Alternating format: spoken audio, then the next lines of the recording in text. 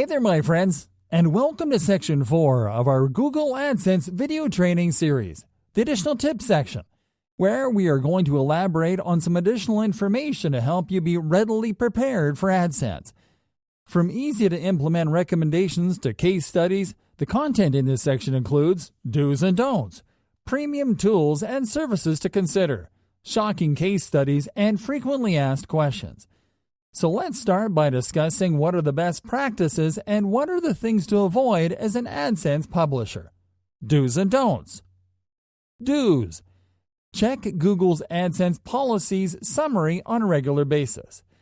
Google is constantly updating its AdSense terms of use and policies, so it is a good practice to constantly check its policy support page as well as to avoid violating newer rules or terms of service. Customize AdSense for your site. Google AdSense will integrate into your site at its default setting, so we recommend you to customize its settings according to your site setup.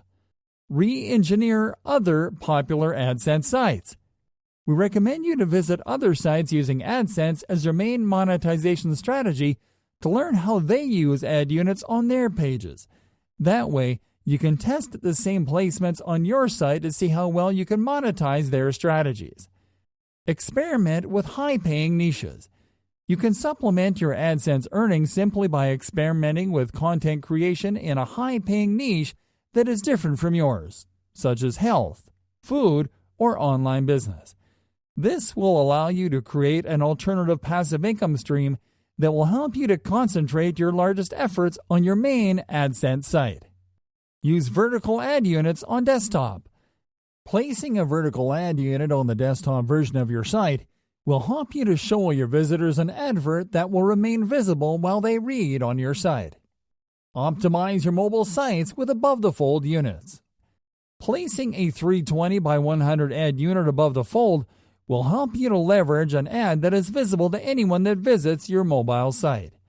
Keep your ads different from your content. Some website layouts can make it difficult for visitors to differentiate between ad units and content, especially when your site has long-form content with images or video. So make sure to use layouts that make it easy for people to know whether they're clicking on an ad or an image link. Track your traffic sources. Artificially generated clicks or impressions generated through invalid traffic sources such as bots or paid traffic campaigns will get your site a penalty. So make sure to use tools such as Google Analytics to track where your traffic is coming from and whether it is low quality or high quality. Pay attention to ad implementation. Invalid clicks can also be generated by poor ad implementation, which means that you might be improperly placing your ads across your page. So make sure to follow adequate guidelines for a clean AdSense experience. Optimize your ad balance. You can select to limit the number of ads that you show on your pages in favor of only showing the best performing ads by using the Ad Balance feature under the My Ads tab in your AdSense account to reduce the number of ads and check how it impacts your revenue. Don'ts. Don't click on ads on your own sites. This is a big no-no. If you click on an ad unit on your own site, your account will be suspended almost immediately. So take precautions when you visit your sites. Don't join AdSense Click Exchange platforms. You might be tempted to use Click Exchange platforms to improve your profits in the short term, but be advised that sooner or later, Google will track this activity back to you, and your account will be suspended accordingly. Don't place ads on pages without content. The AdSense platform requires publishers to keep a healthy ratio of content to ad units, which simply means that pages have to include more original content than ads. So don't even think about placing ads on pages where there is no content. Don't build websites focused on sensitive content. You already know to stay away from topics such as pornography, gambling, and illegal drugs. But it is also important to stay away from sensitive topics such as alcohol abuse, violence, politics, and so on, which are not AdSense friendly. Don't beg for clicks. Avoid telling your visitors and readers to click on your ad units, or you might get your account suspended. Don't modify the AdSense code. Do not try to modify the AdSense code on your pages, as doing so is a violation of AdSense policies. Don't use copied content. Google review your site on a frequent basis, so make sure to only update it with original content.